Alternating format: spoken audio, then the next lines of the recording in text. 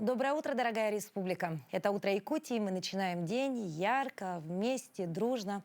Пусть за окном еще немного прохладно, у нас в студии всегда тепло, а в эфире все только самое нужное и интересное. Сегодня мы расскажем вам то, что нужно знать прямо сейчас. Расскажем то, чем можно поделиться со своими близкими. Ну и, конечно, просто постараемся зарядить вас хорошим настроением. В ближайший час оставайтесь с нами. Мы начинаем наш прямой эфир. И, как всегда, давайте поговорим о том, какая же у нас погода за окном. В центральных районах температура воздуха на 6 часов утра была на отметке плюс 14 градусов. В Заречной группе 14-26 выше 0. В южных до 19 градусов тепла, в Вилюйской группе 11-19. В Нижнеленских 11-23 выше 0. В западных регионах до плюс 20, в Колымо-Дигирской группе улусов 11-22. В Янских до плюс 17. На северо-западе ожидается до 17 градусов тепла. В Якутске температура воздуха на 6 часов утра была на отметке плюс 15 градусов. Атмосферное давление 744 миллиметра ртутного столба. Штиль. Сегодня днем преимущественно без осадков. Ветер юго-западный 2,7 метров в секунду. Температура днем ожидается до плюс 26 градусов. Только что мы поговорили о том, какая погода ждет нас сегодня, а теперь давайте посмотрим, какая погода и какие краски царят прямо сейчас в китайских садах. Так, в китайской провинции Гуйчжоу на юго-западе страны наступил сезон цветения гортензий. Местный сливовый сад в новом районе Гуян превратился в настоящее море цветов, которое уже стало одним из главных туристических достопримечательностей региона. Общая площадь цветочного комплекса составляет около 67 гектаров. Здесь высажено более 350 тысяч кустов гортензий. Это практически 70 различных сортов. Склоны холмов покрылись тысячами голубых, розовых, фиолетовых и белых соцветий. Благодаря разному уровню кислотности почвы лепестки естественным образом меняют окрас от небесно-голубой до насыщенно-розовой и фиолетовой. Поэтому пейзаж остается вот таким, как вы его видите сейчас на экране. И это все происходит на протяжении всего сезона цветения, который длится с мая по октябрь.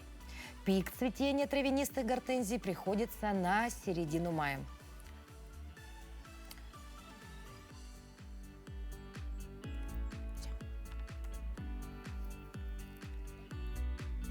Красоты невероятной, да, очень красиво. Ну а сейчас предлагаем вам перенестись из Китая в Сицилию. Ведь там продолжается эпичное извержение вулкана. Гигант не успокаивается уже больше месяца. Он проснулся в начале июля, и с тех пор зрелище остается по-настоящему грандиозным. Из нового жерла на высоте около 3 километров стекает огненная река лавы, а над вершиной нависло огромное пепловое облако. Однако красота стихии обернулась серьезными неудобствами для жителей и туристов. Из-за мощных выбросов пепла власти подняли уровень авиационной опасности до максимальной красной отметки. Воздушное пространство в регионе полностью закрыто. Специалисты продолжают следить за сейсмической активностью. В целом, Этна – это один из самых активных вулканов в мире. История ее извержений насчитывает около 500 тысяч лет. При этом задокументировано не менее 3000 лет активности. В июне в 2013 году вулкан внесли в список всемирного наследия ЮНЕСКО.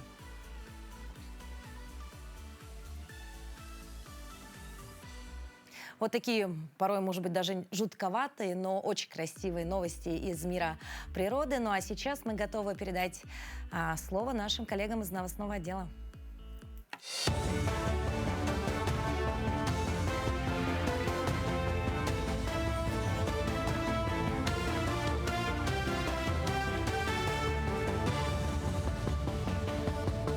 Доброе утро, Якутия. Далее блок новостей.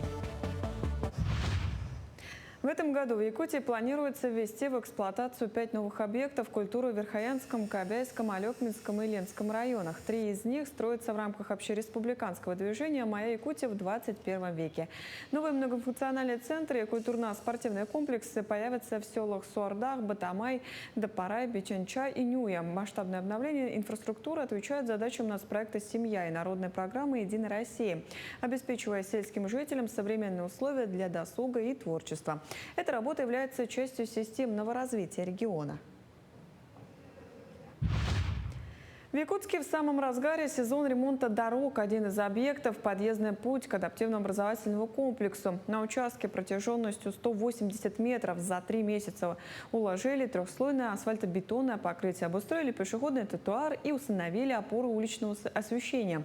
В этом месяце специалисты завершают этап озеленения территории, посев газона. По условиям контракта сдача объекта намечена на 31 октября, но основной объем работ выполнен. Объект планируют сдать к 1 сентября. У нас здесь сложность заключалась в том, что сама площадка адаптивного комплекса ниже, чем Сергеляское шоссе у нас находится на полметра. И мы не можем весь уклон дороги туда произвести. Поэтому у нас уклон обратно идет в сторону адаптивного комплекса. И получается, по уклону вода будет течь сюда. Поэтому мы здесь предусмотрели септик. И у нас будут установлены лотки и септик.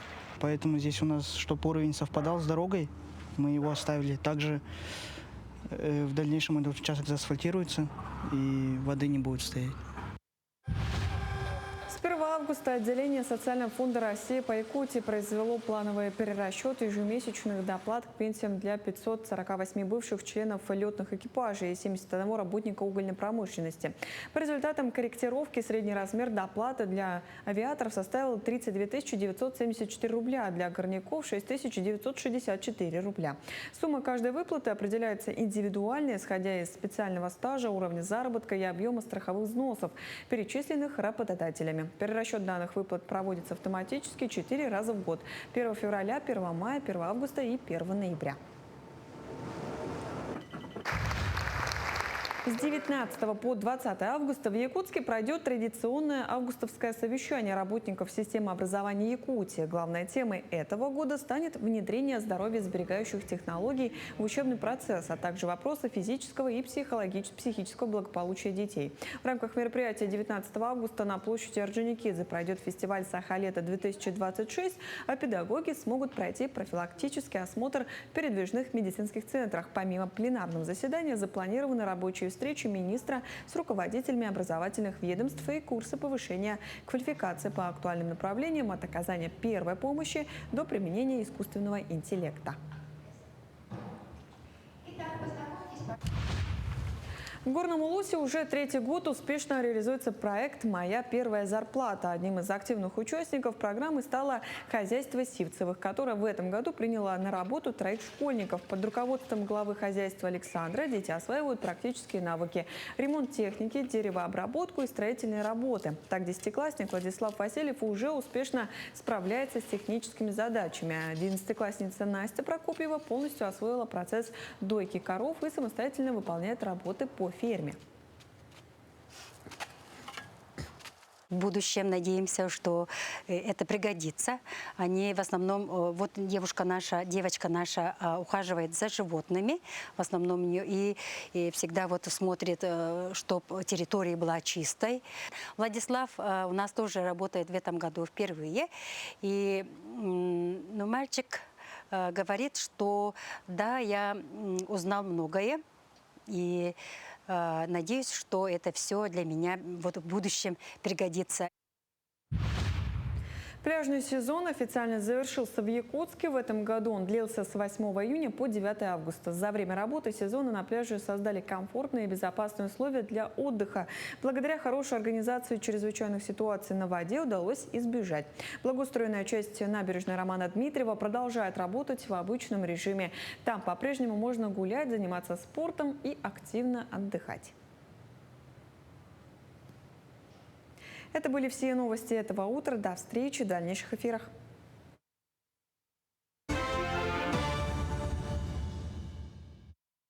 11 августа отмечается День здорового сердца. В рамках недели профилактики сердечно-сосудистых заболеваний мы говорим о вещах, которые напрямую связаны с нашим самочувствием. Это давление, питание, физическая активность, стресс и сон. Где проходит граница между обычной усталостью и сигналом, что вашему сердцу нужна помощь. Сегодня с этим мы попробуем разобраться вместе с врачом-кардиологом Республиканского центра общественного здоровья и медицинской профилактики Анжеликой Винокуровой. Анжелика Константиновна, доброе утро. Доброе утро.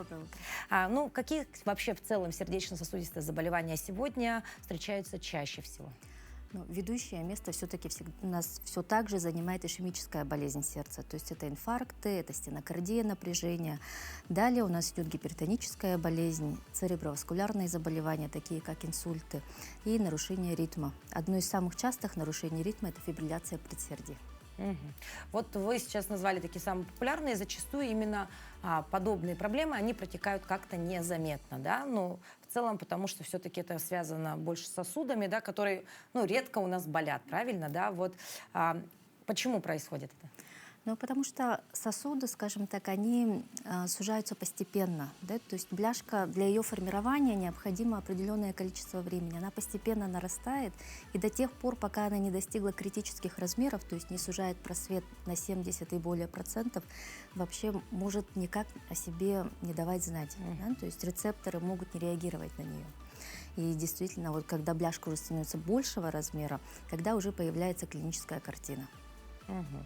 И вот здесь уже первые звоночки поступают, да? Да. Мгм. Но вот с какого возраста уже стоит регулировать, контролировать, так сказать, здоровье своего сердца? Но с 25-30 лет, если есть вот отягченный семейный анамнез, то есть отягченная наследственность, я бы все-таки рекомендовала обращать внимание на давление. То есть цифры более 135/90 уже должны настораживать. То есть если человек у себя однажды где-то заметил повышение давления более чем 135/90, это уже сигнал к тому, что нужно взять давление под контроль и начать его фиксировать, контролировать дома. Для лиц старше 40 лет здесь уже, конечно, необходимо более пристальное наблюдение, то есть обязательно ежегодный контроль анализов, контроль давления 1-2 раза в год, да, то есть необходимо отмечать все-таки, какое давление. Когда часто вот я задаю вопросы людям об обычном уровне давления, мало кто может ответить, да, поскольку все-таки во время обычного осмотра рутинного как-то не запоминают и не акцентируют внимание на этих Ну, если цифрах. сказали, все хорошо, Да. значит хорошо, да? Мгм. А здесь все-таки стоит немножечко вот в памяти тоже у себя зафиксировать, сколько было давления. Мгм. Ну вот вы сказали, что нужно уметь измерять артериальное давление, да? Многие действительно даже не знают, как это делать, там, пускай тебе там 30-40 лет, неважно, да? Вот, может быть, дадите пару советов? Давление дома необходимо контролировать 2 раза в день. Да? То есть для тех лиц, кому уже прописали контроль давления, нужно смотреть его утром и вечером в состоянии покоя. То есть необходимо сесть ровно, чтобы спинка стула, да, подпирала спину, чтобы ноги стояли устойчиво на поверхности, чтобы рука была на уровне сердца примерно. Да? И в состоянии покоя необходимо установить манжету немножко выше, чем локтевой сгиб, и измерять давление. Ну вот вы уже сказали об одном критерии, да, 135 на 90. 90, да? Но вот иногда же многие говорят, это не мои цифры, потому что у меня там повышенное давление рабочее, да, а у меня вот пониженное. Вот с этим как работать? Ну, здесь хочется сказать, что 135/90 это не просто цифры, да, это, скажем так, верхний предел сопротивления наших сосудов, то есть нашей сосудистой ткани.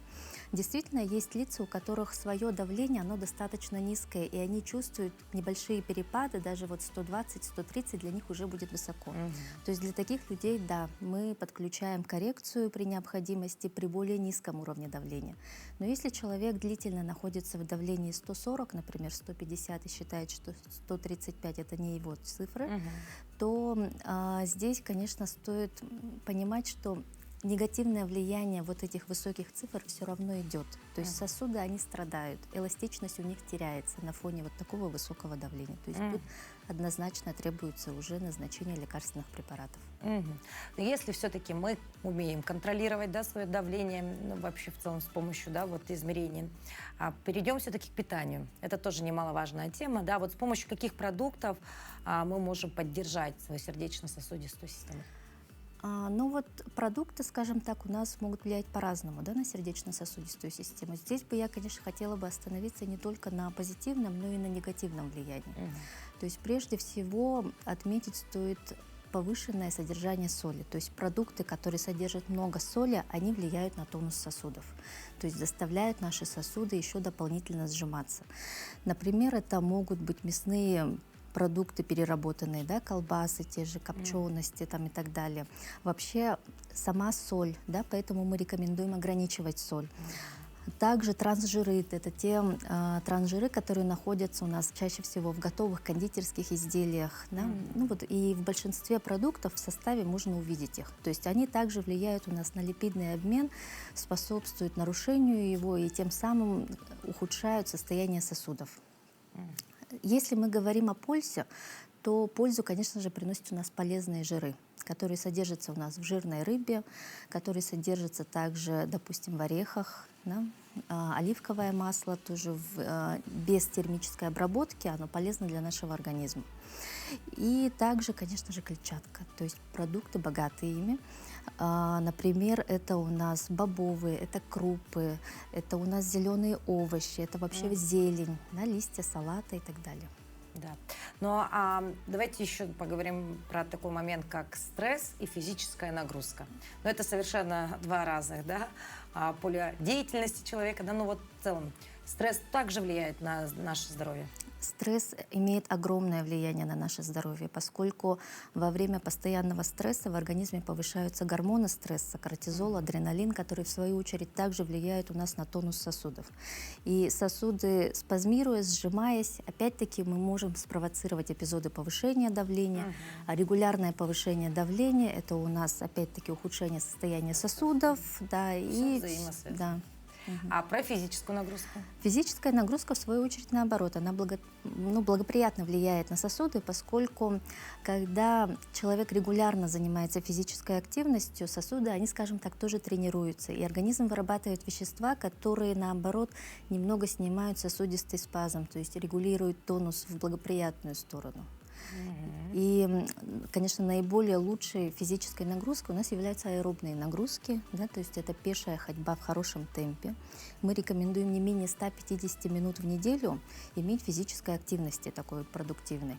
Если говорим о каких-то там усиленных физических нагрузках, то они должны быть где-то около 75 минут в неделю. Это может быть тренажерный зал, в принципе, да, это могут быть какие-то более интенсивные нагрузки, но желательно, чтобы там не было задержек дыхания больших, да, и прям такого выраженного натуживания, поскольку это тоже может спровоцировать повышение давления. Анжелика Константиновна, у нас осталось совсем немного времени, да? Давайте все-таки скажем, какие исследования или какие анализы необходимо сдавать регулярно для того, чтобы все-таки быть, так сказать, начеку. Но обязательно нужно проходить электрокардиограмму, сдавать общий анализ крови, биохимический анализ крови для того, чтобы проводить оценку состояния внутренних органов. И для лиц старше 40 лет диспансеризация необходимо проходить ежегодно. Также я бы рекомендовала при наличии или подозрении на хронические сердечные заболевания проходить УЗИ сердца хотя бы 1 раз в 2 года. Вот так. Ну, то есть берем на заметку, дорогие телезрители, потому что все-таки 11 августа День здорового сердца не просто так был, да, основан, потому что в этот день, возможно, мы должны как-то трепетнее относиться к своей сердечно-сосудистой системе и заблаговременно все-таки записываться на диспансеризацию либо на какой-то чекап, правильно? Спасибо большое за интересную беседу. Мы желаем вам хорошего, продуктивного рабочего дня. Спасибо. Тем временем на календаре, как мы уже говорили, 11 августа, и мы привыкли искать праздники в ярких датах. А они порой живут в тихих, почти незаметных деталях. Сегодня именно такой день – Калинник. Как этот день собирали ягоду, пекли простую, но очень душевную выпечку, которая становилась главным угощением. А утренний туман в этот день считали добрым знаком. Чем же еще запомнился этот день, узнаем далее.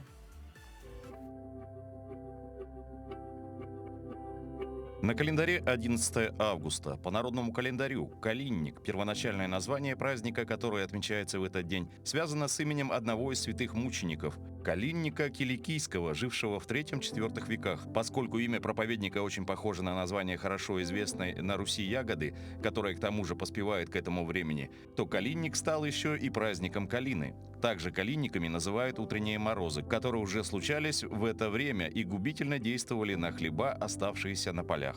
Этот день в истории преподобный Сергий Радонежский основал монастырь, впоследствии ставший Троице-Сергиевой лаврой. В Москве открыт аэропорт Шереметьево. В СССР начался показ фильма «17 мгновений весны». В этот день родились Владимир Адоевский, русский писатель-прозаик. Именины сегодня отмечают Александр, Алексей, Анатолий, Вениамин, Константин, Кузьма, Михаил, Николай, Роман, Серафима. Мы только что говорили о традициях, где каждое действие имело смысл, и в нашей утренней зарядке есть то же самое. Каждое движение, каждый вдох работает на ваше самочувствие. Ведь зарядка – это не только про дисциплину и тонус, но и про радость, которую можно разделить, например, с вашими детьми. Сейчас мы покажем комплекс упражнений, которые можно легко превратить в игру. Так ваш малыш не просто разомнется, а начнет день с улыбки.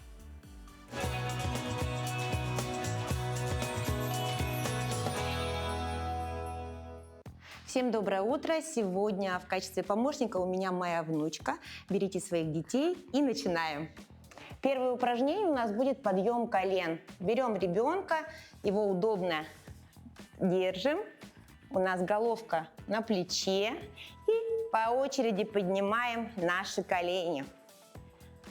Это упражнение можно делать 1-2 минуты, насколько у вас хватает сил. Улыбаемся, получаем удовольствие, и ваш ребенок тоже очень счастлив.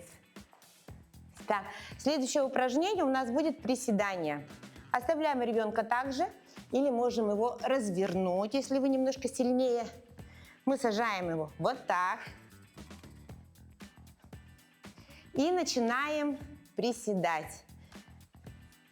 10, 9, 8, 7, 6, 5, 4, 3, 2, 1. Видите, детям очень нравится, поэтому используйте их в качестве утяжелителя. Так, следующее упражнение мы будем делать ягодичный мостик. Мы сейчас ляжем на пол.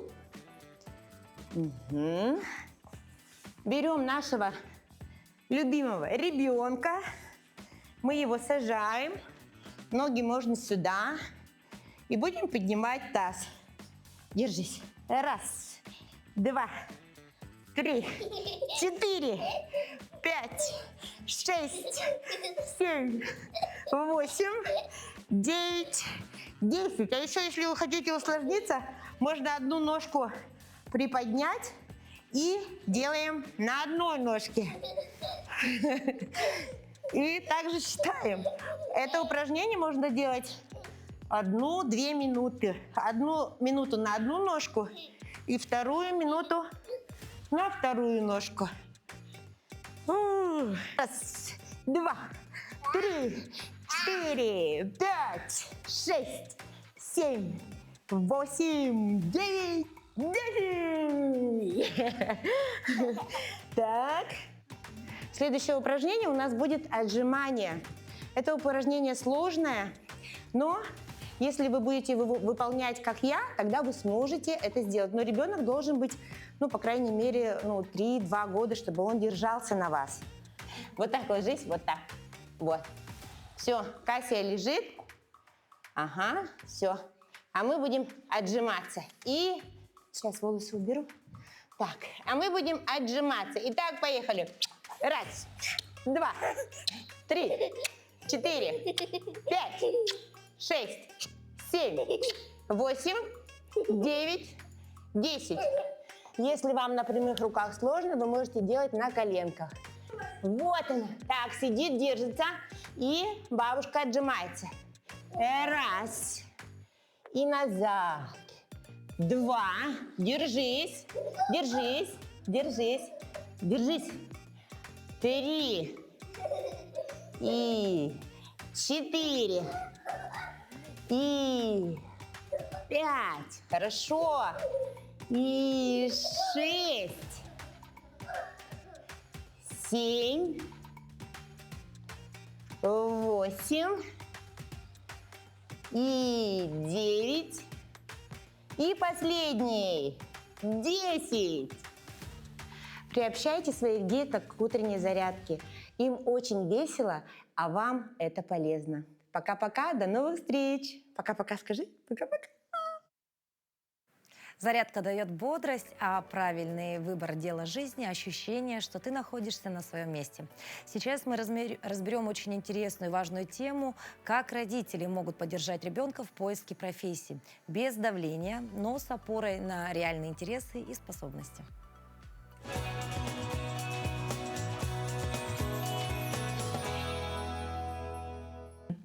Доброе утро, Якутия! Выбор профессии – это, пожалуй, одно из самых важных решений в жизни человека. Для подростка этот процесс часто связан с тревогой, с давлением общества, со страхом ошибиться. И зачастую родители сами не знают, как помочь ребенку в этом непростом деле. Самое главное правило для родителей – это быть консультантом, а не диктатором. Зачастую родители пытаются реализовать свои какие-то задачи, свои амбиции через детей. Например, родители говорят: «Я хотела быть врачом, давай вот ты станешь врачом». Конечно, дети стараются и могут согласиться на то, что предложил им родитель. Но впоследствии они могут столкнуться либо с выгоранием, либо с претензией к своим родителям. То, что это был не мой выбор, это вы мне навязали, и этих претензий будет очень много. Родитель может помочь ребенку изучить самого себя изнутри, то есть так называется профориентация изнутри. Можно сесть и обсудить вместе с ребенком, какие у него есть интересы, какие у него сильные и слабые стороны, что у него лучше всего получается, какие ценности у него есть, внутренние ценности, на что он ориентируется, что он сможет сделать, а что не сможет сделать. И это будет интересно как для ребенка, потому что детям нравится изучать самих себя, так и полезно будет для родителей, потому что, возможно, они здесь взглянут на детей совсем с другой точки зрения. Знакомьте ребенка с миром профессий. Очень полезно будет посещать какие-то выставки. Очень много организуется профориентационных туров в разные города, куда можно прямо с классом отправлять детей, для того, чтобы они посетили как можно больше вузов и могли подобрать то, что им больше всего откликается. Также это будет возможность для ребенка для того, чтобы посмотреть, какой город вообще, подходит ли ему город, подходит ли климат, вообще как там люди живут. И ребенок уже будет туда ехать и примерять это на себя. Также ребенок может участвовать в различных олимпиадах, в различных научных практических конференциях, чтобы именно определиться с направлением, куда лучше ему углубиться. Самый надежный способ понять, твое это или нет, это именно попробовать себя в этой профессии. Какая-то практика, например, устроиться куда-то на подработку. Также сейчас очень популярно волонтерство, когда дети могут подойти и сказать, что мы хотим поучаствовать в вашей организации, и чаще всего идут навстречу работодателей и трудоустраивают, помогают, устраивают экскурсии. И здесь уже ребенок сможет на практике понять, подходит ему эта профессия или нет. Когда вы определились уже с интересами, то тут уже можно будет подобрать, в какое учебное заведение дальше идти. С ребенком можно будет сесть и посмотреть, необходимо ли именно высшее образование или достаточно будет среднеспециального образования, в какой колледж может пойти или в какой вуз может поступить ребенок. Также с ребенком нужно будет обсудить актуальность, насколько это будет актуально через 10 лет, через 20 лет, чтобы ребенок уже понимал, какую тенденцию и где и как он может будет применить свои знания. Также очень важно иметь запасной вариант, то есть не делать акцент только на одном. То есть поступаешь только в это высшее учебное заведение, а если ты туда не поступил, то есть такой вариант тоже может быть. Также очень важно с ребенком обсудить страхи и сомнения. Дети очень боятся ошибиться. И очень важно объяснить ребенку то, что не страшно менять профессию, то, что профессию в течение жизни можно поменять вообще несколько раз. И чаще всего бывает так, что именно хобби начинает приносить доход. Лучшее, что вы можете сделать для того, чтобы помочь ребенку при выборе профессии, это просто быть рядом, задавать ему правильные вопросы, направлять его в нужное русло и верить в него, самое главное, и поддерживать. Когда помогаешь ребенку выбрать профессию, да и в целом вообще помогаешь ему взрослеть, ты, конечно, в первую очередь учишь его вслушиваться в слова, что откликается, а что нет. Сегодня мы вслушаемся в одно конкретное слово – это арбуз. За ним скрывается удивительная этимология – от персидского ослиного огурца до любимого летнего лакомства.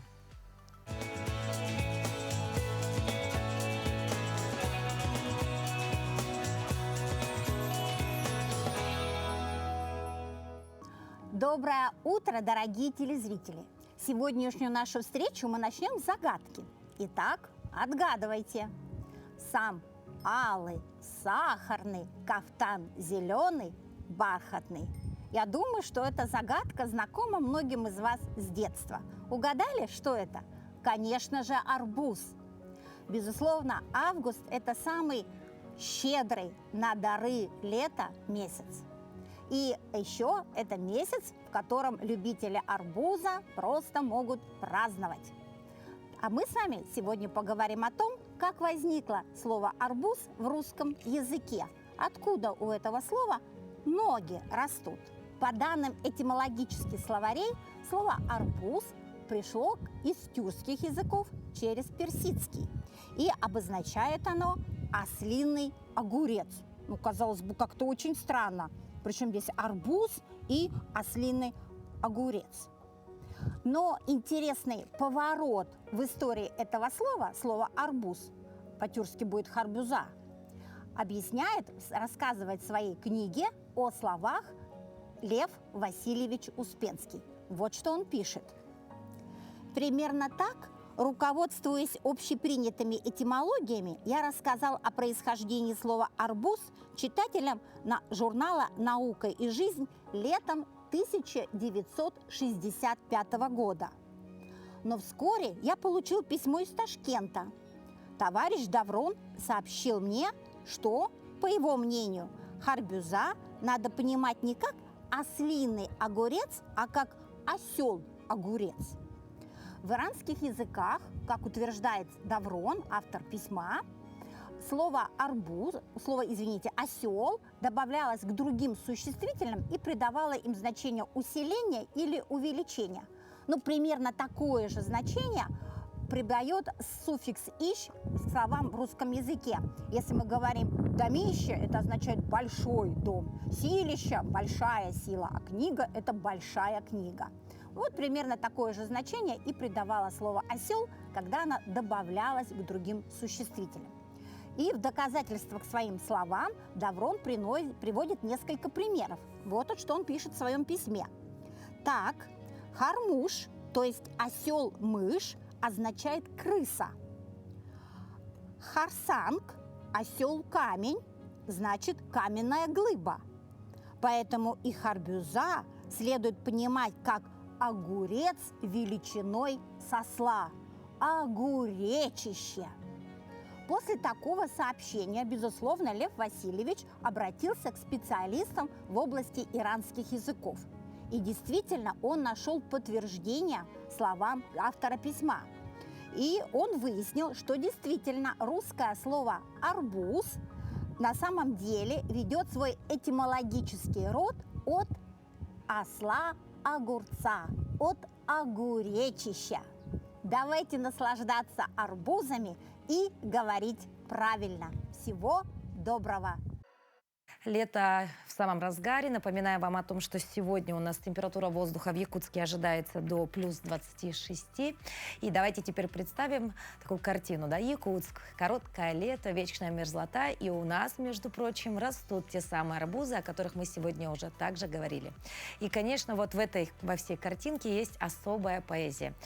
Ведь наши люди особенно ценят каждую минутку лета, в том числе цветения различных растений. А порой они делают из него праздник. На днях в Якутске прошел настоящий цветочный фестиваль. Как это было, узнаем далее.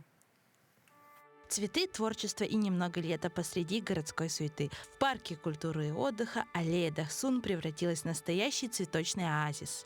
Здесь прошел фестиваль зеленых встреч. Пространство, где можно было не только полюбоваться растениями, но и создавать свои руками.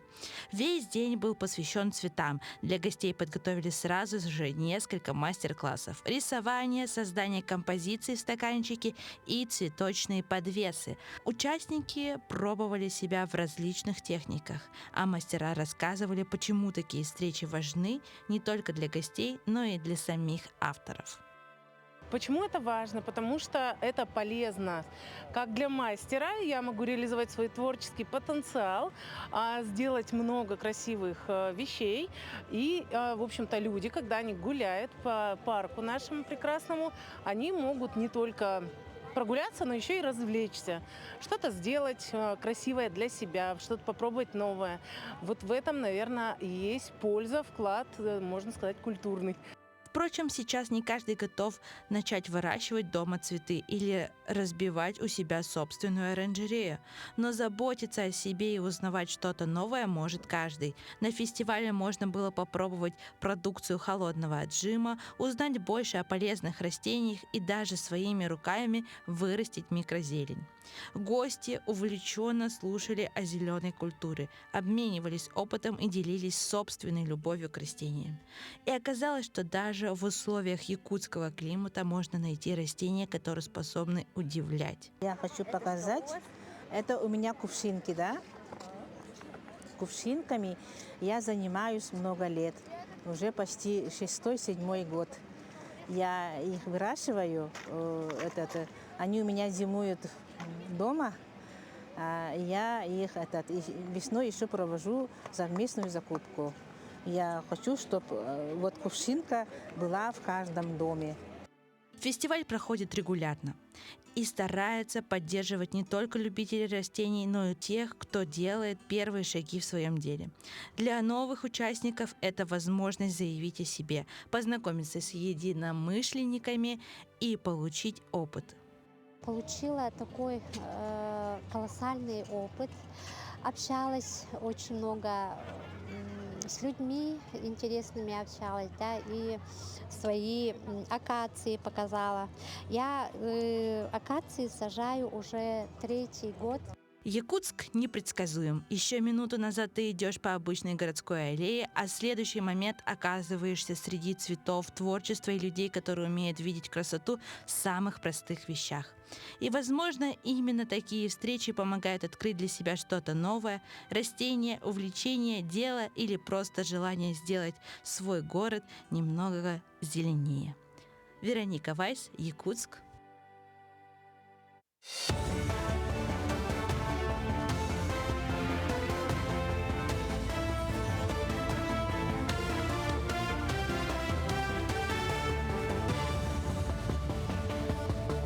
Доброе утро, Якутия. Далее блок новостей. В этом году в Якутии планируется ввести в эксплуатацию 5 новых объектов культуры в Верхоянском, Кобяйском, Алекминском и Ленском районах. 3 из них строятся в рамках общереспубликанского движения «Моя Якутия в 21 веке». Новые многофункциональные центры и культурно-спортивные комплексы появятся в селах Суардах, Батамай, Дапарай, Биченча и Нюя. Масштабное обновление инфраструктуры отвечает задачам нацпроекта «Семья» и народной программы «Единая Россия», обеспечивая сельским жителям современные условия для досуга и творчества. Эта работа является частью системного развития региона. В Якутске в самом разгаре сезон ремонта дорог. Один из объектов – подъездный путь к адаптивно-образовательному комплексу. На участке протяженностью 180 метров за 3 месяца уложили трехслойное асфальтобетонное покрытие, обустроили пешеходный тротуар и установили опоры уличного освещения. В этом месяце специалисты завершают этап озеленения территории, посев газона. По условиям контракта сдача объекта намечена на 31 октября, но основной объем работ выполнен. Объект планируют сдать к 1 сентября. У нас здесь сложность заключалась в том, что сама площадка адаптивного комплекса ниже, чем Сергеляское шоссе у нас находится на полметра. И мы не можем весь уклон дороги туда произвести. Поэтому у нас уклон обратно идет в сторону адаптивного комплекса. И получается, по уклону вода будет течь сюда. Поэтому мы здесь предусмотрели септик. И у нас будут установлены лотки и септик. Поэтому здесь у нас, чтобы уровень совпадал с дорогой, мы его оставили. Также в дальнейшем этот участок заасфальтируется и воды не будет стоять. С 1 августа отделение Социального фонда России по Якутии произвело плановый перерасчет ежемесячных доплат к пенсиям для 548 бывших членов летных экипажей и 71 работника угольной промышленности. По результатам корректировки средний размер доплаты для авиаторов составил 32 974 рубля, а для горняков 6 964 рубля. Сумма каждой выплаты определяется индивидуально, исходя из специального стажа, уровня заработка и объема страховых взносов, перечисленных работодателями. Перерасчет данных выплат проводится автоматически 4 раза в год – 1 февраля, 1 мая, 1 августа и 1 ноября. С 19 по 20 августа в Якутске пройдет традиционное августовское совещание работников системы образования Якутии. Главной темой этого года станет внедрение здоровья-сберегающих технологий в учебный процесс, а также вопросы физического и психического благополучия детей. В рамках мероприятия 19 августа на площади Орджоникидзе пройдет фестиваль «Саха-лето-2026», а педагоги смогут пройти профилактический осмотр в передвижных медицинских центрах. Помимо пленарного заседания запланированы рабочие встречи министра с руководителями образовательных ведомств и курсы повышения квалификации по актуальным направлениям от оказания первой помощи до применения искусственного интеллекта. В Горном Улусе уже третий год успешно реализуется проект «Моя первая зарплата». Одним из активных участников программы стало хозяйство Сивцевых, которое в этом году приняло на работу 3 школьников. Под руководством главы хозяйства Александра дети осваивают практические навыки: ремонт техники, деревообработку и строительные работы. Так, 10-классник Владислав Васильев уже успешно справляется с техническими задачами. 11-классница Настя Прокопьева полностью освоила процесс дойки коров и самостоятельно выполняет работы по ферме. В будущем надеемся, что это пригодится. Они в основном, вот девочка наша ухаживает за животными, в основном и всегда вот смотрит, чтобы территория была чистой. Владислав у нас тоже работает в этом году впервые.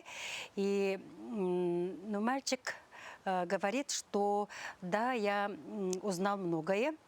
И надеюсь, что это все для меня вот в будущем пригодится. Пляжный сезон официально завершился в Якутске. В этом году он длился с 8 июня по 9 августа. За время работы сезона на пляже создали комфортные и безопасные условия для отдыха. Благодаря хорошей организации чрезвычайных ситуаций на воде удалось избежать. Благоустроенная часть набережной Романа Дмитриева продолжает работать в обычном режиме. Там по-прежнему можно гулять, заниматься спортом и активно отдыхать. Это были все новости этого утра. До встречи в дальнейших эфирах.